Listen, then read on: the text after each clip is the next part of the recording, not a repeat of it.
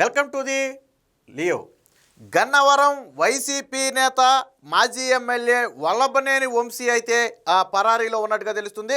ప్రస్తుతం పోలీసులు అయితే ఆ వల్లభనేని వంశీ కోసం గాలిస్తున్నారు.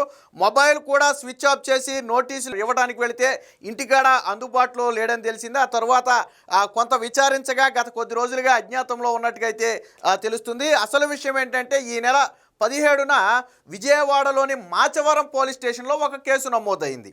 ఏంటి ఆ కేసు అంటే సునీల్ అనే ఒక వ్యక్తి మీద 2024 జూన్ ఆ సమయంలో కొంతమంది వ్యక్తులు దాడి చేశారు.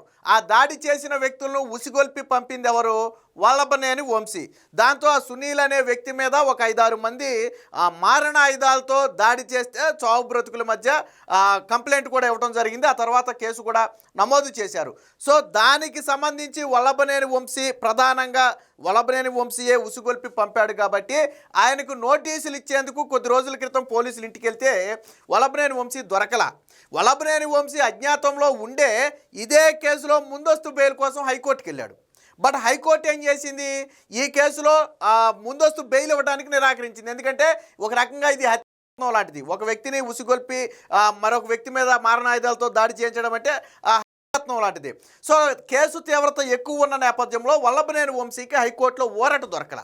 హైకోర్టులో ఎప్పుడైతే ఊరట దొరకలేదో ఖచ్చితంగా నన్ను పోలీసులు అరెస్టు చేస్తారని భావించినటువంటి వల్లభనేని వంశీ అజ్ఞాతంలోకి వెళ్ళిపోయాడు. వాస్తవానికి సత్యవర్ధన్ కేసులో నిన్న SC/ST కోర్టుకు హాజరవ్వాలి. ఆల్రెడీ కిడ్నాప్ కేసులో వల్లభనేని అరెస్ట్ అయ్యి జైల్లో ఉండి వచ్చాడు కదా.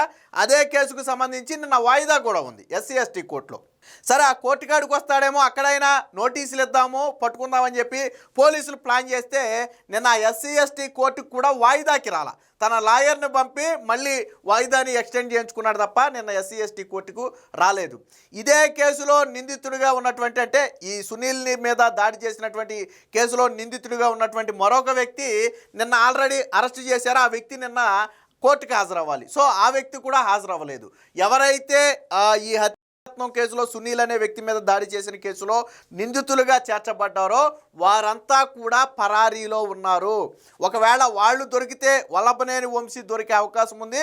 లేదా వాళ్ళ వాంగ్మూలాల్లో వల్లభనేని వంశీ పేరు బయటకు వస్తే ఆ ఉచ్చు మరింత బలంగా బిగుసుకుంటుంది అనే ఉద్దేశంతో వల్లభనేని వంశీయే తనతో పాటు వాళ్ళందరినీ కూడా అజ్ఞాతంలోకి తీసుకెళ్లాడా, లేదా అరెస్టు భయంతో వారంతటికి వారిగా అజ్ఞాతంలోకి వెళ్ళారనేది తెలియదు. కానీ మొత్తానికి ప్రస్తుతానికి మాచవరం పోలీసులు అయితే వల్లభనేని వంశీ కోసం అయితే ప్రస్తుతానికి గాలిస్తున్నారు. నోటీసు ఇవ్వడానికి కూడా అందుబాటులో లేకుండా, అంటే నోటీసు తీసుకుంటే ఖచ్చితంగా తదుపరి విచారణకు హాజరు కావాల్సి ఉంటుంది.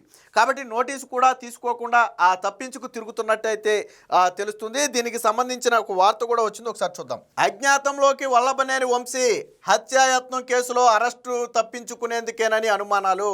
గన్నవరం మాజీ ఎమ్మెల్యే వైకాపా నేత వల్లభనేని వంశీ అజ్ఞాతంలోకి వెళ్లారు. కొన్ని రోజులుగా ఆయన బయట కనిపించటం లేదు. మాచవరం పోలీసులు అరెస్టు చేస్తారనే అనుమానంతోనే అండర్ గ్రౌండ్కి వెళ్ళినట్టుగా తెలిసింది. వంశీని ప్రధాన నిందితుడిగా పేర్కొంటూ ఈ నెల 17న విజయవాడలోని మాచవరంలో హత్యాయత్నం కేసు నమోదైంది. సో కేసు తీవ్రత ఎక్కువ ఉంది కాబట్టే వల్లభనేని వంశీ తప్పించుకున్నారు. ఎందుకంటే హత్యాయత్నం కేసులో దొరికితే బెయిల్ కూడా రాదు, నాన్ బెయిలబుల్ సెక్షన్లు కాబట్టి వెంటనే బయటకు వచ్చే అవకాశం ఉండదు. మళ్ళీ లోనికి వెళ్తే గతంలో నెలల తరబడి జైల్లోనే ఉండాల్సి వచ్చింది. సో అలాంటి పరిస్థితి వస్తుందనే భయంతోనే పారిపోయినట్టుగైతే తెలుస్తుంది. ఈ కేసులో యతీంద్ర రామకృష్ణ, కొమ్మ కొట్లు, అలాగే ఓలుపల్లి రంగ, కాటూరు శేషు, ఎం బాబు, అలాగే ప్రభుకాంత్, అనగాని రవి, అలాగే మరికొంతమంది నిందితులుగా చేర్చారు. విషయం ఏంటంటే 2024 జూన్ 7న సునీల్ అనే ఒక వ్యక్తి మీద వంశీ అనుచరులు దాడి చేశారు. ఎందుకు దాడి చేశారు అంటే వాళ్ళను వంశీయే రెచ్చగొట్టి పంపాడు. దీంతో వాళ్ళు ఏం చేశారు? కర్రలు, మారణాయుధాలతో తీవ్రంగా గాయపరిచారనేది నేరాభియోగం. దీనికి సంబంధించి వారం కిందట వంశీ నివాసానికి వెళ్ళి సమన్లు ఇచ్చేందుకు పోలీసులు ప్రయత్నించగా అందుబాటులోకి రాలేదు. అంటే నోటీసు ఇచ్చేందుకు ప్రయత్నిస్తే వల్లభనేని వంశీ అందుబాటులోకి రాలేదు. పోలీసులకు అప్పటికే అర్థమైపోయింది సీను. వల్లభనేని వంశీ అంటే కేసు నమోదు అవగానే విషయం తెలిసిపోద్ది కాబట్టి, సో ఎప్పుడైతే హత్యాయత్నం కేసు నమోదైందో ఆ వెంటనే అజ్ఞాతంలోకి వెళ్ళిపోయాడు. దాంతో పోలీసులకు కూడా దొరికే అవకాశం లేకుండా పోయింది. ఈ కేసులో ముందస్తు బెయిల్ కోసం ఆయన హైకోర్టును ఆశ్రయించిన ఉపశమనం లభించలేదు. దీంతో ఫోన్ స్విచ్ ఆఫ్ చేసి అజ్ఞాతంలోకి వెళ్ళారు. సో తాను అజ్ఞాతంలోకి వెళ్ళిపోయి వెంటనే ముందస్తు బెయిల్ కోసం తన లాయర్ ద్వారా హైకోర్టుకి వెళ్ళాడు. బట్ హైకోర్టుకి వెళ్ళినప్పటికీ ఇది యత్నం కేసు కాబట్టి హైకోర్టు ముందస్తు బెయిల్ ఇవ్వడానికి ఒప్పుకోలే. ఎందుకంటే కేసు అనేది చాలా తీవ్ర నేరారోపణ ఉన్నటువంటి కేసు. పైగా ఎప్పటికే వల్లభనేని వంశీ మీద పలు ఆరోపణలు, కిడ్నాప్ కేసు కూడా ఉంది, జైల్లో ఉండొచ్చాడు. సో ఈ విషయం హైకోర్టుకు కూడా తెలుసు. ఈ నేపథ్యంలో వల్లభనేని వంశీకి ముందస్తు బెయిల్ ఇచ్చేందుకు హైకోర్టు నిరాకరించింది. ఎప్పుడైతే హైకోర్టు ముందస్తు బెయిల్ నిరాకరించిందో పోలీసులు అరెస్టు చేయడానికి మార్గం సుగమమైందన్నట్టే లెక్క. ఎందుకంటే సాధారణంగా పోలీసులు ఎందుకు హోల్డ్ అవుతారంటే వాళ్ళు ఏమైనా పైకోర్టుకి వెళ్ళి స్టేలు తెచ్చుకుంటారేమోననే కోర్టు హోల్డ్ అవుతారు పోలీసులు. బట్ అదే హైకోర్టే అసలు నీకు స్టే ఇవ్వను, నువ్వు కేసును ఎదుర్కోవాలని చెప్పి స్వయంగా హైకోర్టే చెప్తే పోలీసులకి ఇంకా ఈజీ కదా.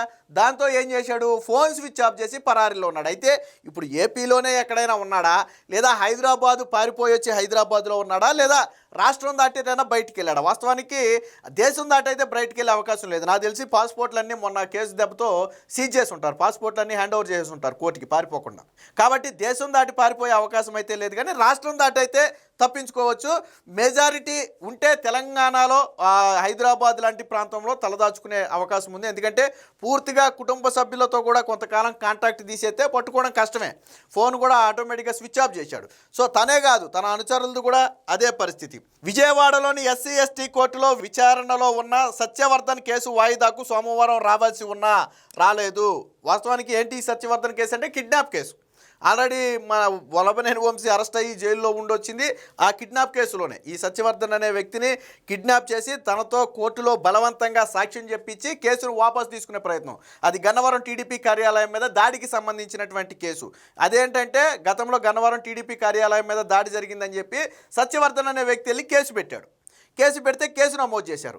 తర్వాత కూటమి ప్రభుత్వం వచ్చిన తర్వాత ఏమైంది, ఈ కేసును ఎప్పుడైతే రీఓపెన్ చేద్దని భయం వేసి ఎవరైతే కేసు పెట్టిన సత్యవర్ధన్ ఉన్నాడో ఆ వ్యక్తిని కిడ్నాప్ చేసి హైదరాబాద్లోని వల్లభనేని వంశీ ఇంటికి తీసుకొచ్చి దారుణంగా టార్చర్ చేసి కోర్టులో ఆ కేసును వాపసు తీసుకుంటున్నట్టుగా చెప్పించి తర్వాత దాడి చేసి వదిలేశారు. తర్వాత ఆ వ్యక్తి వెళ్ళి కేసు పెట్టాడు. నన్ను బలవంతంగా అరెస్ట్ చేసి చిత్రహింసలు పెట్టి కోర్టులో తప్పుడు సాక్ష్యం చెప్పించారని తిరిగి కేసు పెట్టడంతో అది కిడ్నాప్ కేసుగా నమోదు చేసి తర్వాత జైల్లో ఉండొచ్చాడు. అది ఆ కేసు కథ. సో ఈ కేసు కథ ఏంటంటే సునీల్ అనే వ్యక్తి మీద రెచ్చగొట్టి దాడికి పురుగొల్పాడు అనేది ఈ కేసు కథ. సో ఏది ఏమైనా మొత్తంగా వల్లభనేని వంశీ అయితే ఎక్కువ రోజులు తప్పించుకునే అవకాశం లేదు. వాస్తవానికి నాకు తెలిసి ఈ మిగిలిన 2-3 ఏళ్ళు కూడా వంశీ జైల్లో ఉండటమే. సరే గతంలో చేసిన పాపాలు అలాంటివి అనుకోండి, అవన్నీ ఇప్పుడు సందర్భం కాదు. అలాగే సునీల్పై దాడి కేసులో నిందితుడిగా ఉన్నటువంటి వల్లభనేని వంశీ అనుచరుడు ఓలిపల్లి రంగా కూడా ఎస్సీ ఎస్టీ కోర్టులో వాయిదాకు రాలేదు. మిగిలిన అనుచరులు సైతం అజ్ఞాతంలోకి వెళ్లారు. పరారీ నేపథ్యంలో పోలీసులు వంశీ కోసం గాలిస్తున్నారు. పాపం నిన్న మొన్న కొద్ది రోజుల క్రితం, ఒక 15-20 రోజుల క్రితం, నెల క్రితం నేను సోషల్ మీడియాలో చూసా. వల్లభనేని వంశీ ఏదో 4-5 కార్యక్రమాలకు, అంటే వైసీపీకి సంబంధించింది కావచ్చు, పార్టీ కార్యక్రమాలకు కావచ్చు, లోకల్లో అక్కడక్కడ అటెండ్ అయితే ఫోటోలు తీసి తిరిగి రంగంలోకి దిగిన వల్లభనేని వంశీ ఇక గన్నవరం వైసీపీ కైవసం, ఇక ఎదిరే లేదు, చంద్రబాబు లోకేష్ ఇక పీకేదేమీ లేదని చెప్పి పాపం సోషల్ మీడియాలో పోస్టులు పెట్టుకుని పాపం వల్లభనేని వంశీకి కొద్దిగా జాకీలేసి లేపారు. లేపినంత సేపు లేదు, వల్లభనేని వంశీతో వ్యవహారం లేపినంత సేపు లేదు. కేసు నమోదైందో లేదో వెంటనే ఫోన్ స్విచ్ ఆఫ్ చేసి పరారు. వాస్తవానికి వీళ్ళందరూ కేసులు ధైర్యంగా ఎదుర్కొని ఎస్ మీరు పెట్టుకోండి, నేను నిర్దోషిగా నేను కోర్టులో నేను నిరూపించుకుంటానని ధైర్యంగా ముందుకు వచ్చే టైప్ కాదు వీళ్ళంతా. కేసు పెట్టగానే అజ్ఞాతంలోకి. ఆల్రెడీ గతంలో జగన్మోహన్ రెడ్డి కూడా ఒక క్లాసు బీకాడని చెప్పి ఒక వార్త వచ్చింది. అది వైసీపీ వర్గాల నుంచే వచ్చింది. ఏమని, వల్లభనేని వంశీకి కొడాలి నానికి ఇద్దరికి మీరు నియోజకవర్గాల్లో కీలకంగా పర్యటించట్లేదు, దాదాపుగా 1.5 ఏడాదిన్నర గడిచిపోయింది, ఇంకా యాంటీ గవర్నమెంట్ కార్యక్రమాలు చేయకపోతే ప్రజల్లోకి ఎలా వెళ్తారు, నియోజకవర్గం మొత్తం స్తబ్దిగా మారే అవకాశం ఉంది, ఒకవేళ మీరు మేము తిరగలేము అంటే నియోజకవర్గాలకు నేను కొత్త ఇన్ఛార్జీలను ప్రకటిస్తానని చెప్పి జగన్మోహన్ రెడ్డి ఒక క్లాసు కూడా తీసుకున్నాడని చెప్పి వాళ్ళ సొంత పార్టీ నేతల నుంచి ఒక టాక్ కూడా వచ్చింది. సో ఏదేమైనా మొత్తంగా మాచవరం పోలీసుల దెబ్బకు భయపడినటువంటి వల్లభనేని వంశీ అయితే ప్రస్తుతం పరారీలో ఉన్నాడు. ఆ పరారీలో ఉన్న వంశీ కోసం అయితే పోలీసులు గాలిస్తున్నారు. Please subscribe to Leo news for more videos.